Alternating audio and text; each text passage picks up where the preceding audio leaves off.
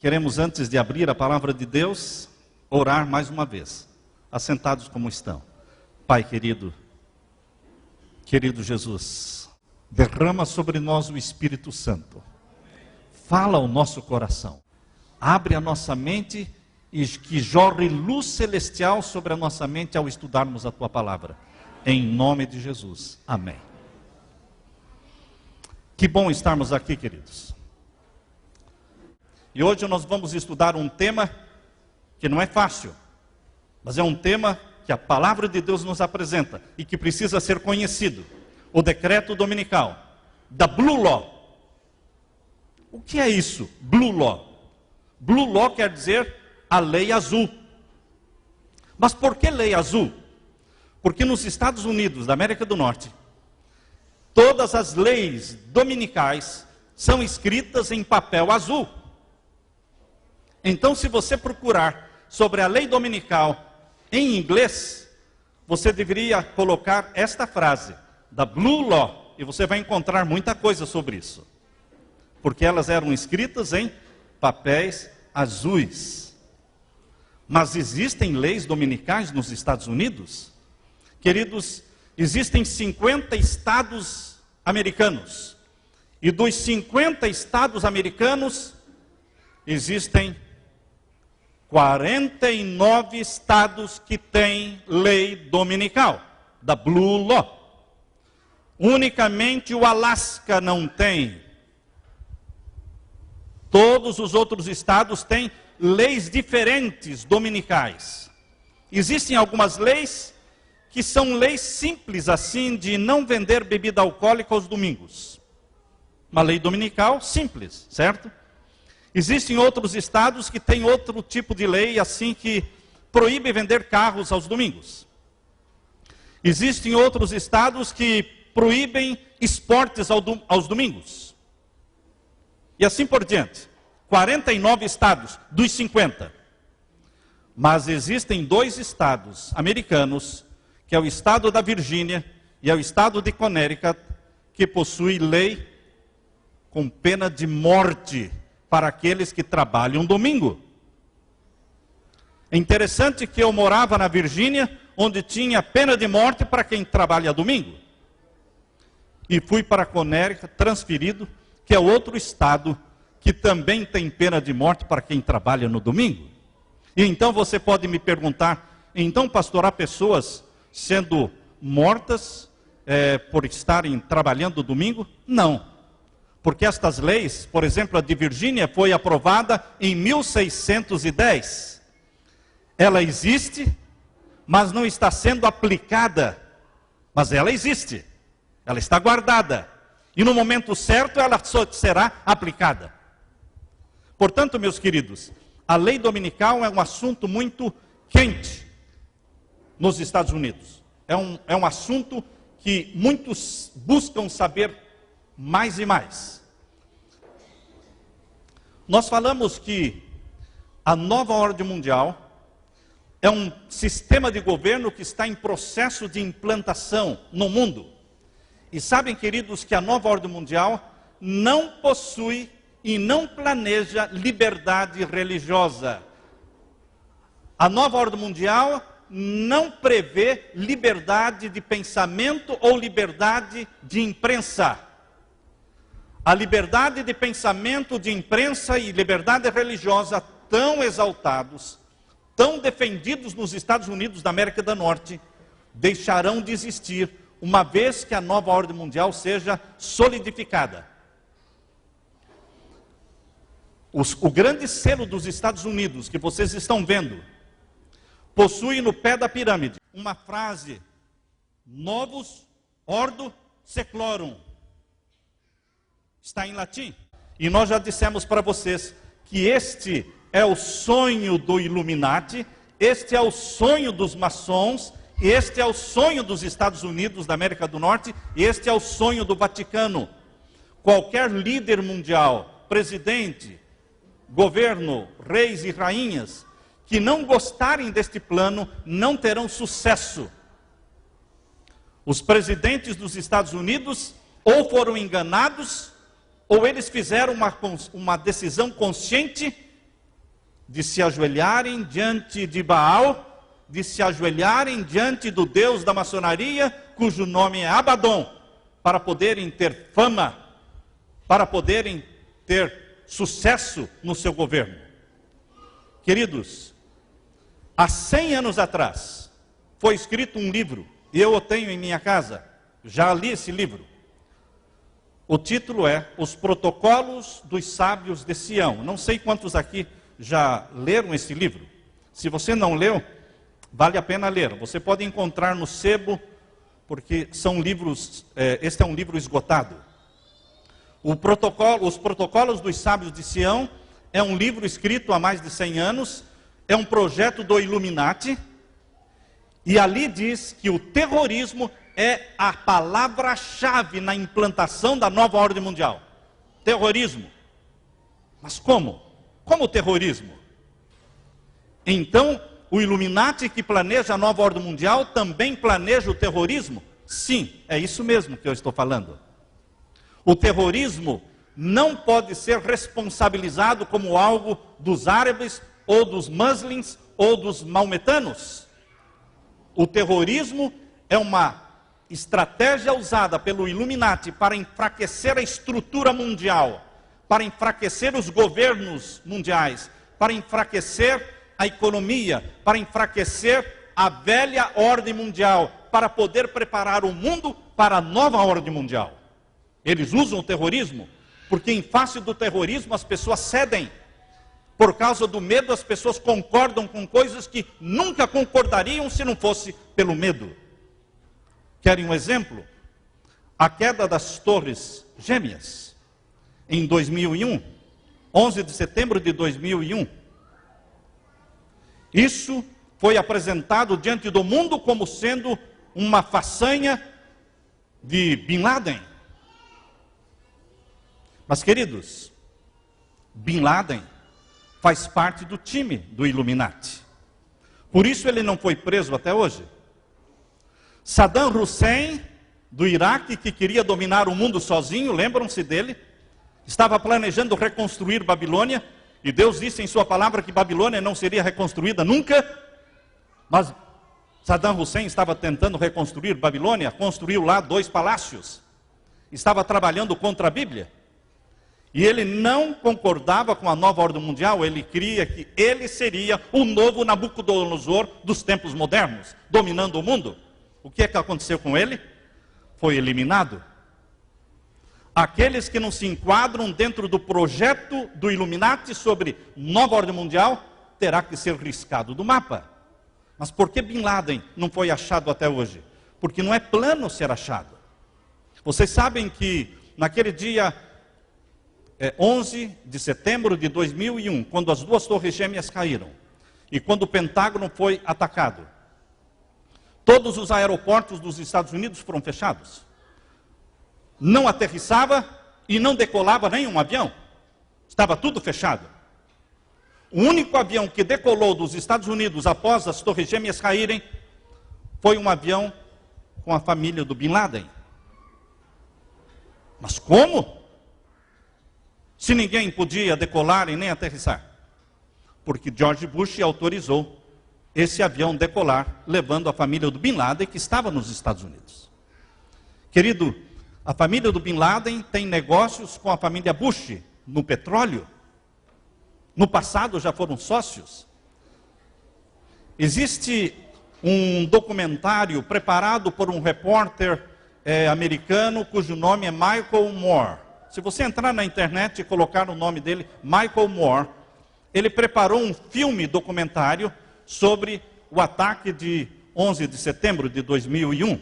Ele é um americano e ele mostra a responsabilidade do governo americano no ataque. O líder muçulmano em Nova York, Imam Ali, a questão de 10 dias atrás, numa entrevista, ele abriu o jogo dizendo: o governo e o povo nos acusa pelos ataques às Torres Gêmeas, mas este foi um ataque programado pelo governo americano. Queridos, há 100 anos foi escrito um livro com o título Os Protocolos dos Sábios de Sião. E ali diz que terrorismo é a palavra-chave no Illuminati para destruir a velha ordem mundial e implantar a nova ordem mundial. O tripé da nova ordem, queridos, ele está alicerçado em cima de um governo mundial, em cima de uma economia mundial e em cima de uma religião mundial. O governo mundial está em processo de implantação.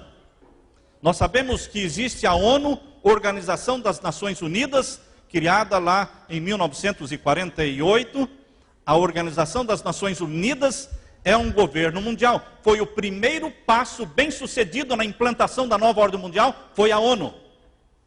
Quando eles tentaram implantar a ONU com outro nome, o nome de Liga das Nações, isso foi em 1917, por ocasião da Primeira Guerra Mundial, eles não conseguiram, não tiveram sucesso na implantação do governo mundial naquela ocasião, com o nome de Liga das Nações, porque os Estados Unidos não aderiram à Liga das Nações. 63 países se uniram, mas os Estados Unidos não entraram na Liga das Nações. Então fracassou o plano do governo mundial.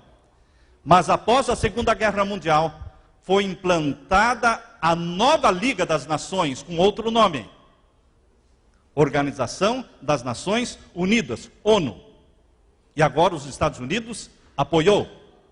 Este foi o primeiro passo com sucesso em direção à nova ordem mundial. Por isso, queridos, o governo mundial inclui não somente a ONU, mas inclui também dividir o mundo, que hoje está dividido em 195 países no mundo, oficialmente reconhecidos pela ONU. Esses 195 países serão divididos em 10 supernações. Queridos, o Illuminati escreveu um livro, e o título do livro é The Mankind at the Turning Point. A humanidade no ponto da virada, ou seja, no ponto decisivo. Ou seja, a humanidade é na encruzilhada. Esse livro, escrito em 1974, propõe e expõe o plano do Illuminati. Vocês sabem que Satanás não faz nada sem primeiro contar o que ele vai fazer? Quando eu disse isso um dia, a pessoa disse, mas como? A regra vale para os dois lados. Na guerra entre o bem e o mal, esta regra, esta lei, vale para Satanás e vale para Deus. A Bíblia diz, Deus declara, eu não farei coisa alguma sem revelar, primeiramente, os meus segredos aos meus servos, os profetas. O que é que Deus faz sem primeiro revelar? Nada. Então o lado de Jesus, o lado do bem, o lado da luz, nada faz sem primeiro revelar o que vai fazer. Esta regra também vale para o lado das trevas, o reino das trevas. Satanás tem que revelar primeiro o que ele vai fazer. Mas como ele revela e as pessoas não acreditam, pensam que é brincadeira, pensam que é uma história que está sendo inventada de teoria da conspiração, e o povo não acredita. Mas, queridos, os protocolos dos sábios de Sião são revelações dos planos de Satanás sobre cigarro, como ele invadiria o mundo com o cigarro, como ele dominaria o mundo através da bebida alcoólica, como ele dominaria o mundo através da imprensa, através dos meios de comunicação. Isto foi publicado em 1900, praticamente, há 100 anos. Agora, este livro que nós estamos mencionando, Mankind at the Turning Point, fala das 10 supernações. Isso não é segredo, queridos. A nação número 1 é hoje e sempre será Estados Unidos da América do Norte, unindo-se ao México e ao Canadá. Esses 3 países, México, Estados Unidos e Canadá, formarão a nação número 1, que dominará o mundo, colocando o mundo aos pés do poder papal. O maior exército do mundo ele forçará e pressionará todos os governos para que se curvem diante do poder papal. Vocês se lembram que na Idade Média, quando o papado começou a reinar no ano de 538, quando o papado começou a reinar em 538, ele não tinha exército. As 10 tribos que surgiram do Império Romano e que formaram a Europa dividida, as 10 nações da Europa, foram formadas pelas 10 tribos, elas não eram submissas ao Vaticano, mas converteu-se ao Vaticano, converteu-se ao papado, um rei chamado Rei Clovis, que era rei dos francos, que hoje é a França. E agora Clovis colocou o seu exército à disposição do papado para guerrear suas batalhas e fazer com que todas aquelas 10 tribos se submetessem e se convertessem ao poder papal. E assim que aconteceu. Hoje também existe um outro exército que guerreia as batalhas para o papado. É o exército americano. Soldados americanos que estão morrendo no Afeganistão, morrendo no Iraque, eles estão pensando que estão morrendo como heróis em nome da nação. Não. A nação americana não teria nada a ver com o Afeganistão ou com o Iraque. Mas o Vaticano tem. Isso aconteceu com outras guerras também. Queridos, a nação número 1 será a União Norte-Americana. A nação número 2 é a Europa, a União Europeia. A nação número 3, o Japão. A nação número 4, África do Sul e Austrália. E assim por diante. O Brasil, com toda a América do Sul, forma a nação número 6. Aí temos as 10 supernações. União Norte-Americana, aprovada oficialmente pelo Congresso americano no ano de 1993, no governo de Bill Clinton, reunindo 3 países. A União Europeia, aprovada também no ano de 1993, reunindo 27 países. Vocês acham que foi coincidência que no ano em que foi fundada a União Europeia, também foi fundada a União Norte-Americana? Não, queridos, não é coincidência, é planejado. São passos que estão sendo dados para o estabelecimento das 10 supernações. E eu posso dizer a você que são passos de um Deus que está voltando, porque são sinais proféticos que estão se cumprindo. Porque Apocalipse capítulo 17 já mencionava sobre o surgimento e a formação dessas 10 supernações mundiais. O Japão, Austrália, África do Sul, leste europeu, incluindo a Rússia, Unasur. O que é o Unasur? O Unasur é a união do Brasil e os outros 11 países da América do Sul. Incluíram também a Venezuela. A pedido do Chaves, ele entrou na Unasur. São 12 países formando. Quando foi assinado? Em 2008 foi assinado o tratado para a formação da Unasur, foi assinado pertinho de vocês aqui em Brasília, no ano de 2008. Já é uma realidade. O norte da África é a nação, supernação número 7, a África tropical, a número 8, sul e sudeste da Ásia, número 9, e a 10ª nação é a China, que sozinha ela é uma supernação. Vocês leem na palavra de Deus uma profecia intrigante em Apocalipse capítulo 17, o verso 12. O que diz essa profecia? Escrita pelo profeta João. Vamos ler. E os 10 chifres que viste são 10 reis. 10 reis que ainda não receberam o reino. Os 10 chifres são 10 reinos. Ou 10 reis que ainda não receberam o reino. Por que não receberam o reino? Porque esses reinos ainda não existiam. Esses reinos estão em formação. Por isso esses reis ainda não têm o reino. Por isso diz a Bíblia, mas receberão poder como reis. Eles têm poder como reis, mas ainda não têm o reino, porque o reino está sendo formado. Vão ser 10 reinos, 10 supernações. E quando essas 10 supernações estiverem formadas, esses 10 líderes mundiais vão reinar juntamente com quem? Com a besta. Por quanto tempo? Rápido. por um curto espaço de tempo, que a Bíblia diz por 1 hora, é porque vai ser um reinado muito curto.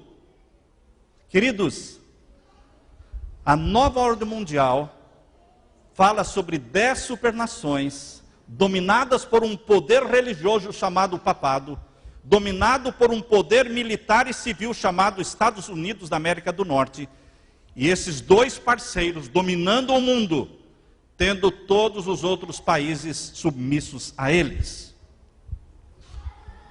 Quando você estuda a profecia de Daniel, e você vê a estátua de Nabucodonosor que ele viu em sonho, a cabeça de ouro, o peito e braços de prata, o quadril de bronze, e as pernas em parte de ferro, e os pés em parte de ferro e parte de barro. Naquele sonho que Deus deu a Nabucodonosor, quando ele estava vendo aquela grande estátua, surgiu uma pedra. E a Bíblia diz que a pedra atingiu que parte da estátua? Os pés da estátua. Os pés da estátua serão atingidos agora na volta de Jesus Cristo, porque a pedra que é lançada sem mão é Jesus Cristo, voltando em glória e majestade.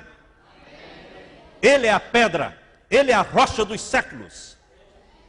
Aquele que cai sobre esta pedra se salva, mas aquele em que a pedra cai sobre ele, ele é destruído.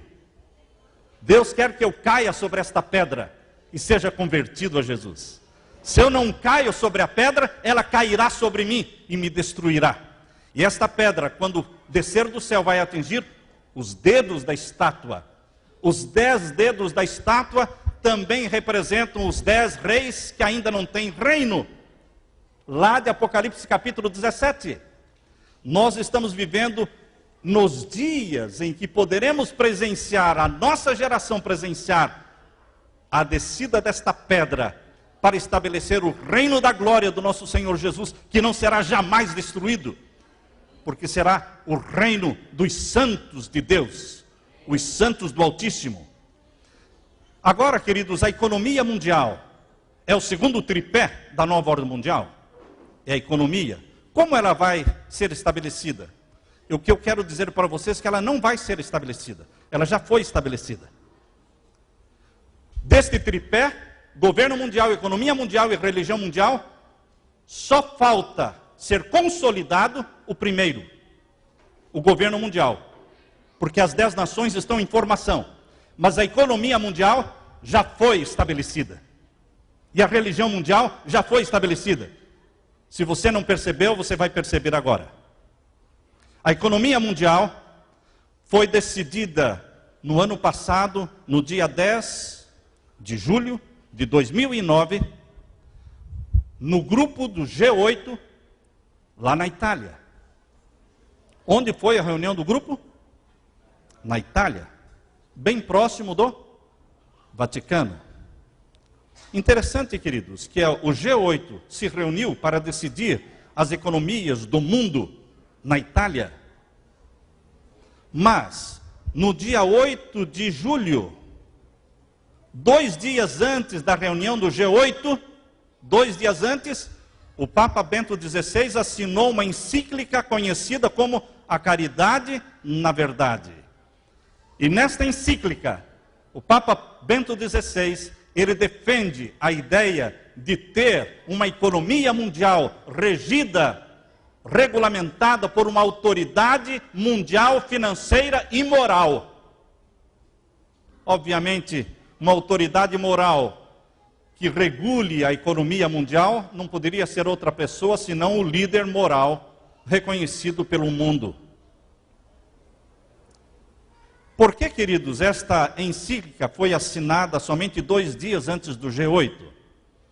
Logo que terminou a reunião do G8, no dia 10 de julho, Barack Obama, presidente dos Estados Unidos, tinha uma audiência marcada com o Papa Bento XVI.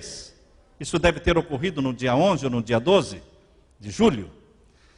E nesta audiência ele recebeu de presente do Papa a encíclica com uma capa linda de couro. Entregou-a para Barack Obama, dizendo: este é o projeto, siga-o.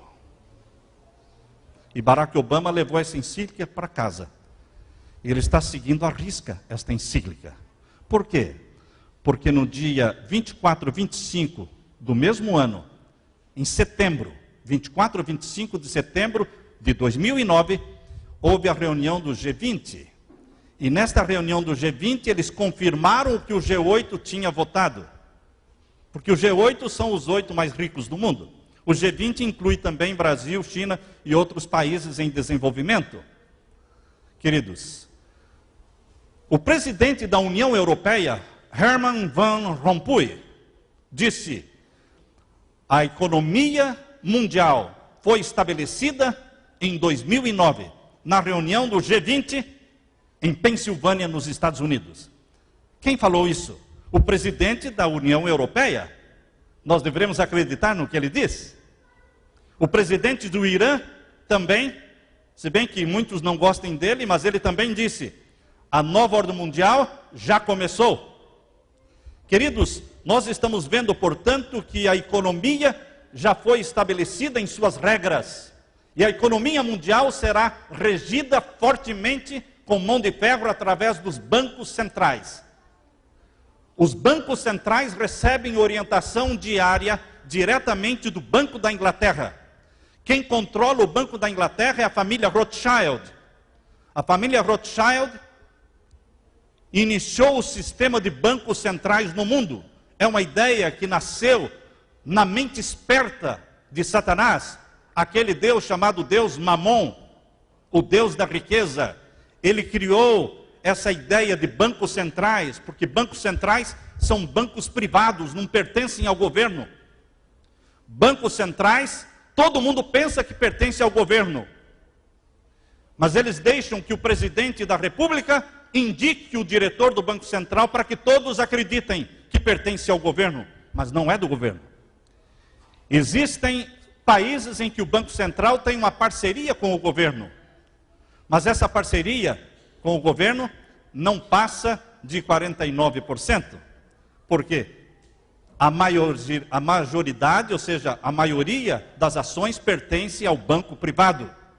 Mas nos Estados Unidos da América do Norte, o Banco Central é 100% privado, não tem nenhuma parceria com o governo americano. E é esse governo que está recebendo trilhões e trilhões e trilhões de dólares do Banco Federal, Federal Reserve Bank. E o povo americano está só recebendo o dinheiro e se beneficiando. E eles ainda não pararam para pensar de onde vem esse dinheiro. Se o Federal Reserve Bank é um banco privado e está imprimindo trilhões e trilhões de dólares, emprestando para a mais rica nação do mundo, se essa mais rica nação do mundo deve 13 trilhões de dólares ao Banco Federal dos Estados Unidos, ao Banco Central, quem é o dono deste Banco Federal? Quem é o dono deste Banco Central americano? A quem a nação mais rica do mundo deve 13 trilhões de dólares. Uma dívida impagável. Para vocês terem uma ideia, queridos, a dívida do Brasil é de 1 trilhão.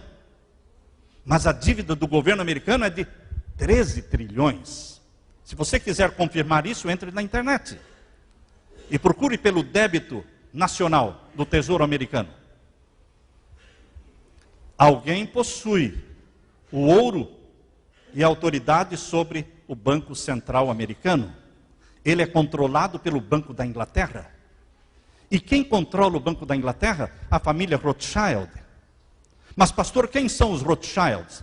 Se você entrar na enciclopédia judaica, porque a família Rothschild é uma família judaica, judia.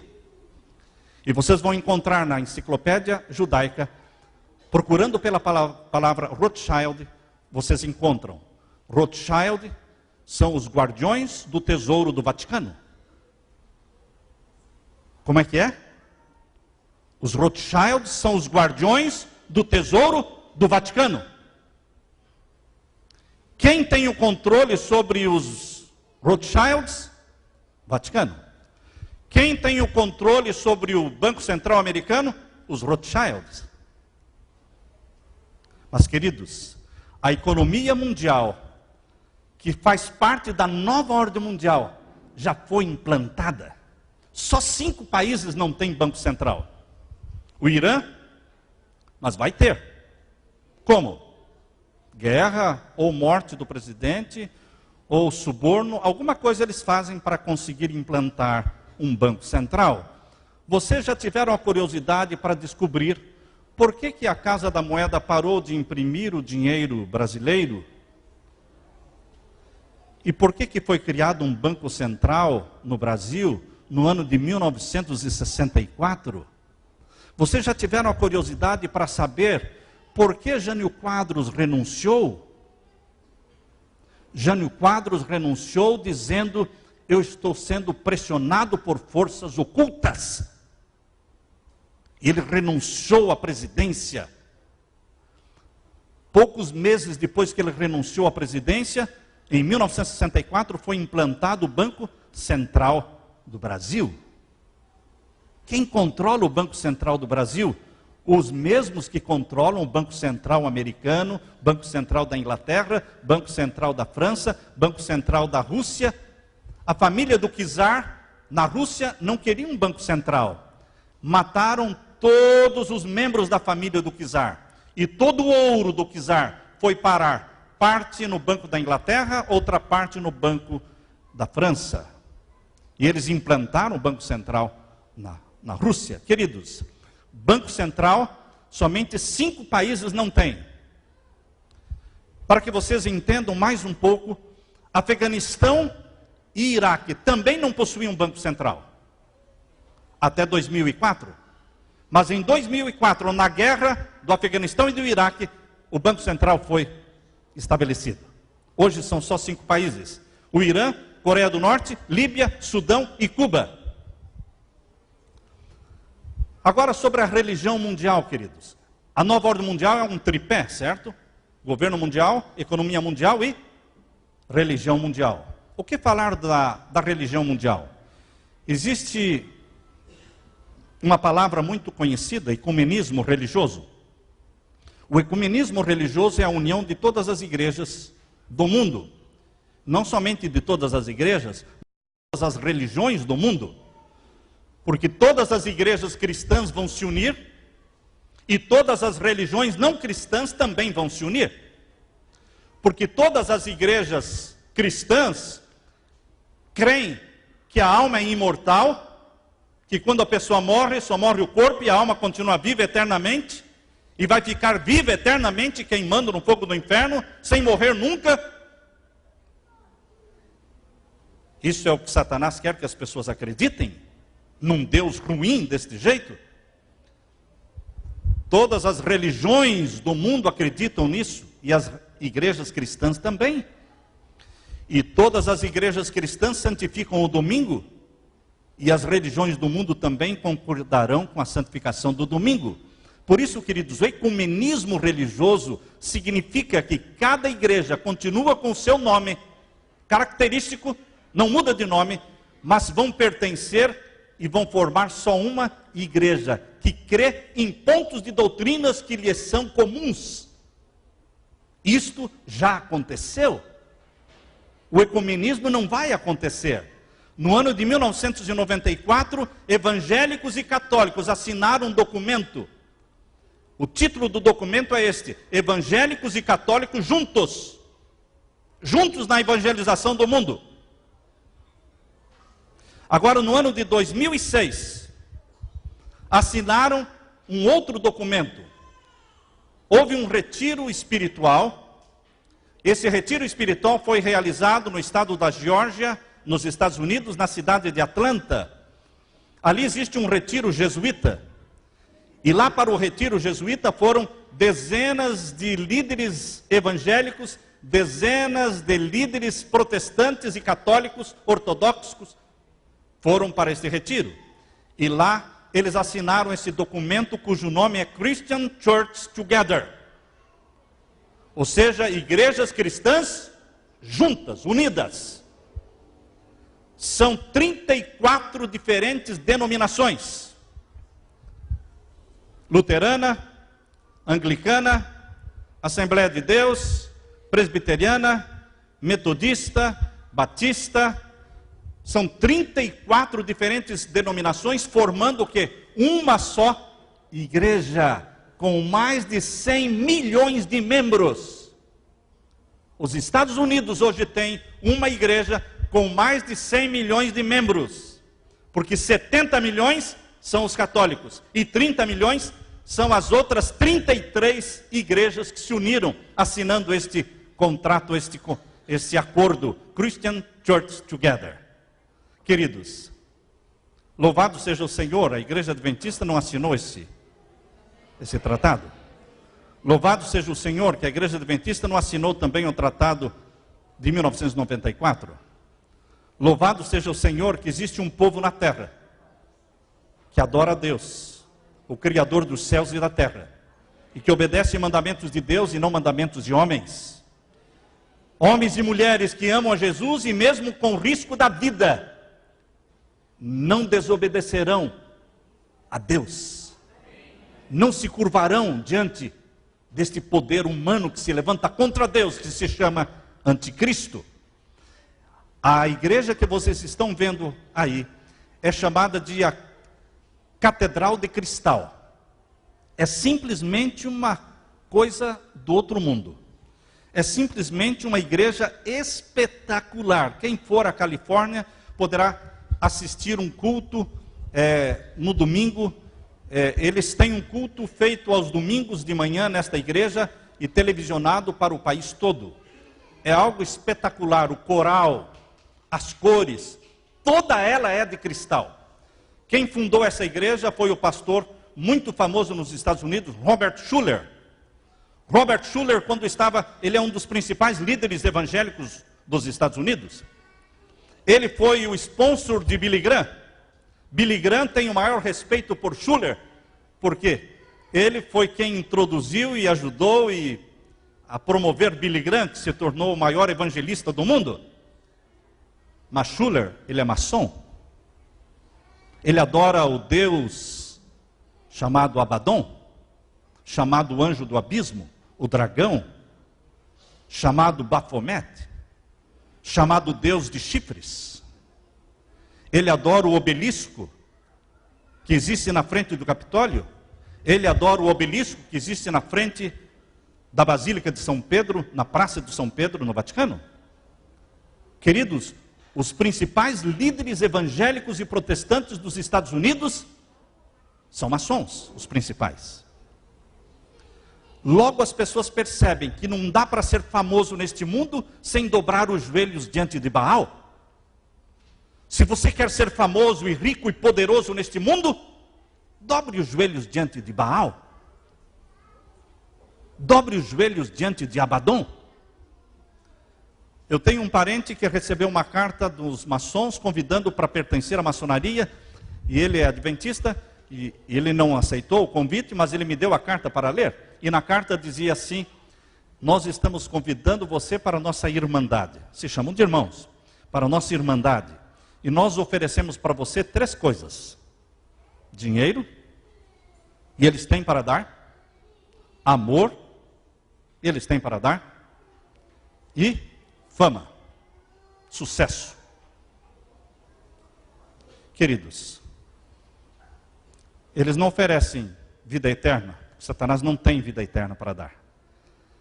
Eles não oferecem paz, porque o próprio Satanás é irrequieto e não tem paz. São como as ondas do mar, que não para. Ele não para um segundo. Ele está correndo, tentando aqui, matando ali. Ele está planejando mal o tempo todo. Ele não tem paz para dar. Ele não tem perdão para dar. Porque ele não tem perdão para ele, não tem perdão para os outros. Ele não tem paz para ele, não tem paz para os outros. Mas ele pode dar dinheiro para você. Se alguém aqui quer dinheiro, procure com Satanás, ele pode dar. Agora, Jesus não promete para você dinheiro, nem fama. Jesus disse: o Filho do Homem não tem onde reclinar a cabeça. As raposas têm os seus covis, os pássaros têm os seus ninhos, mas o Filho do Homem não tem onde reclinar a sua cabeça. Jesus Cristo, o fundador do cristianismo, o Filho de Deus, que nasceu na terra, escolheu nascer pobre. Ele não nasceu pobre por azar. Não. Ele escolheu pobre, ele nasceu pobre por opção. Eu não sei se alguém teria essa coragem aqui dentro, de escolher nascer pobre. O pai disse para o filho: filho, você vai nascer da Virgem Maria, gerado pelo Espírito Santo, e eu estou escolhendo que você nasça pobre. Vai ser melhor para você. E você vai fundar uma religião chamada religião dos pobres. E você vai pregar as bem-aventuranças dizendo: bem-aventurados os pobres. Porque a maioria do mundo é pobre. Os ricos também se salvam em Jesus Cristo. Mas a maioria, Jesus pregou para a maioria. Queridos, quem quiser dinheiro, quem quiser riqueza, o pão de cada dia, Jesus prometeu: Pai nosso de cada dia, dá-nos o pão nosso de cada dia. Mas ele não promete o quê? Riqueza. Porque riqueza é mais provação do que bênção. Riqueza é mais provação do que bênção. Quando você estiver ganhando muito dinheiro, meu querido irmão, não diga eu estou sendo abençoado, diga eu estou sendo provado. Porque quando eu sou pobre, eu conheço os meus amigos. Mas quando eu me torno rico, meus amigos me conhecem. Porque nem Salomão, o homem mais sábio na terra, conseguiu escapar das tentações do quê? Da riqueza. Por isso, meus queridos, Satanás trabalha muito espertamente neste lado da riqueza, oferecendo dinheiro, fama para os artistas, para os cantores, para as estrelas da televisão e de Hollywood. Robert Schuller, quando estava construindo essa catedral, ele foi até o Vaticano levando uma foto e mostrou para o Papa e pediu a bênção do Papa sobre a igreja antes de ser inaugurada. Robert Schuller disse: é tempo dos protestantes virem ao pastor, o Papa, e dizerem: o que devemos fazer para voltar para o lar? Esse é um dos principais líderes evangélicos do mundo. Billy Graham, ele também sempre esteve voltado para o Vaticano. Billy Graham também é maçom. Eu, quando me formei como pastor, eu comprei todos os livros de Billy Graham, li todos os livros de Billy Graham, e eu tenho todos esses livros. Mas através das pesquisas de 20 anos, eu descobri algo que eu preferia não descobrir. Que este grande homem de Deus, conhecido mundialmente, ele é maçom, ele é adorador de Abaddon. Ninguém pode se tornar tão famoso de ter um nome na calçada da fama. Sabem que lá em Hollywood existe a calçada da fama, com o nome de Michael Jackson e de outros famosos. Lá está o nome de Billy Graham. Para ter um nome na calçada da fama, não pode pregar contra o pecado. Não pode pregar contra o homossexualismo, contra o aborto. Para ter um nome na calçada da fama, temos que fazer pacto com aquele que promete dar fama e sucesso. Este é Satanás. Porque Jesus Cristo não tem um nome na calçada da fama. Jesus Cristo viveu perseguido, como um fugitivo, e foi sacrificado. E Jesus Cristo disse: aqueles que me amam padecerão perseguições. Ele não disse: aqueles que me amam terão seus nomes no livro ou na calçada da fama. Os que amam a Jesus Cristo terão seus nomes no livro da vida do Cordeiro. Entrarão na Nova Jerusalém pelos portões de pérola, andarão pelas ruas e avenidas de ouro. Mas lá no céu, queridos, mas nessa terra, os filhos de Deus serão perseguidos. Perseguiram a mim, disse Jesus, perseguirão a vós. Mas não temam, porque eu estou com vocês. O Senhor é o meu pastor e nada me faltará. Ainda que eu ande pelo vale da sombra da morte, não temerei mal algum, porque tu estás comigo. Jesus não disse que você não vai passar pelo vale da sombra da morte. Mas o que Jesus diz é que, mesmo que você passe pelo vale da sombra da morte, eu estarei com você. Eu não deixarei você. Essa é a religião de Jesus. Mas, queridos, os principais líderes evangélicos do mundo e dos Estados Unidos reconhecem e aceitam o Papa como líder mundial. Agora vejam o que Deus escreveu no livro Grande Conflito. Na página 581, Deus escreveu assim: Poucos sabem os protestantes do que estão fazendo ao se proporem aceitar o auxílio de Roma na obra de exaltação do domingo. O livro Grande Conflito foi escrito em 1880. A primeira visão que ela teve foi por volta de 1800, na década de 1860.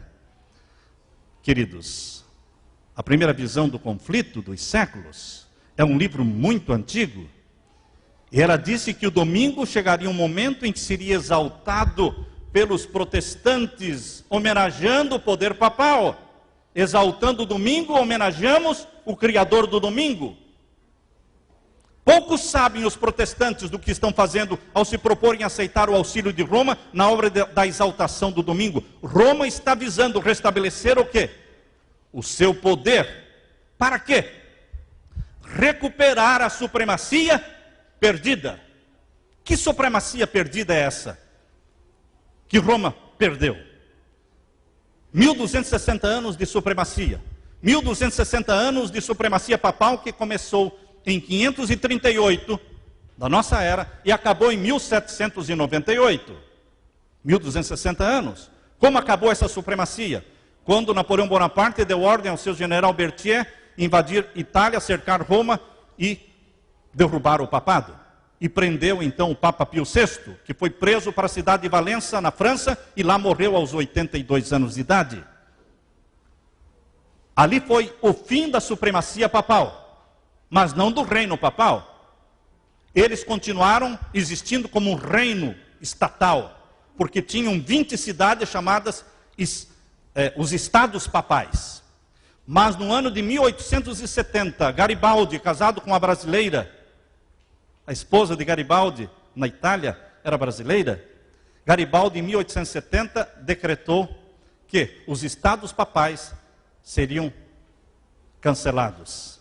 E deixaria de existir o reinado papal, o Vaticano como Estado. 1870.